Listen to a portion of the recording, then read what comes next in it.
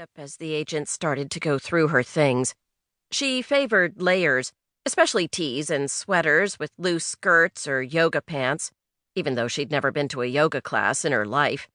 He pawed through everything, pausing at the sight of her bunny slippers, which, hey, totally completed her favorite writing uniform.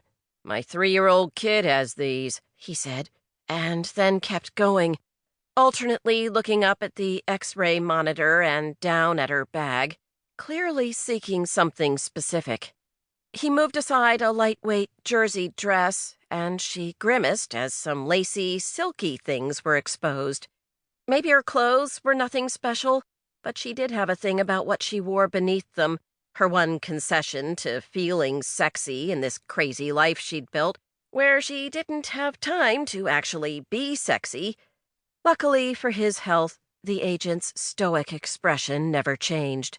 No doubt he'd seen it all, and couldn't care less as he dug past her favorite peach lace bra and panty set, a box of tampons, and... "Ah," he said, holding up an apple. "Are apples a problem?" Colbie asked. "They sometimes look weird on the screen." "No weirdness here," she said. "Just a morning snack. It's not even poisonous," she added, a harmless smile. He didn't return it, because he was staring at some papers she'd paper-clipped and shoved in her bag to read on the plane. "How to murder people by poison without detection," he read aloud. The woman behind Colbie gasped in horror. "Okay," Colbie said, pointing to them. "That's not what it looks like." The woman behind her, cradling a leopard print cat carrier, had turned and was frantically whispering to the people behind her. "Really," Colbie said, "it's a funny story, actually." But the TSA guy was flipping through her notes, not even remotely interested in her funny story.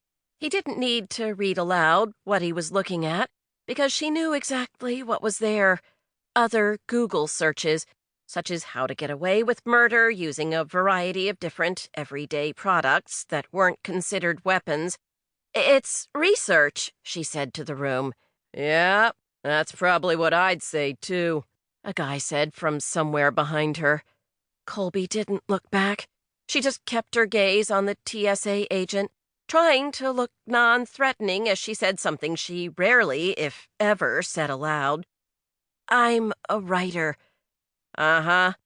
He pulled out his radio now with an ominous, "Female agent, please." "Oh, pluck it," she snapped. The agent narrowed his gaze. "What's that supposed to mean?" "Nothing bad," she said. "That's the point. See, we've got this swear jar at home, which means I've gone broke swearing, so I say other stuff instead of bad words. Stuff that sounds like bad words but isn't. I don't lose any money that way, and..." She broke off because he didn't appear impressed. "Look, never mind that," she said. "Just believe me. I'm not a problem. You saw the bunny slippers, right?" "Ma'am," he said, pulling her bag aside, "I'm going to need you to come with me." "No, really. If you look in my purse, you'll see it's filled with scraps of paper, napkins, whatever, all with handwritten notes on them. I write notes for my books all the time. Plot points, characterization stuff, just little things, really. For instance..." She looked around and gestured to the woman behind her. "Crazy cat lady with a leopard print cat carrier." "Hey," the crazy cat lady with the leopard print cat carrier said. Colbie ignored her. "Or friendly, sweet, kind TSA agent with a heart of gold," she said, and added a flirty, hopefully innocent-looking smile. "I use the notes in my books. It adds color and heart to the story and all that." The agent's eyes were still suspicious, but at least he opened her purse to check her story. And just as she'd said, it was filled with what probably looked like trash, but were in fact little treasures to be revisited and added to her manuscript. "What do you write?" he asked, unraveling a small, square bar napkin and staring at the words she'd scribbled on it. "Icicle, the perfect weapon. It melts and vanishes." The agent lifted his gaze.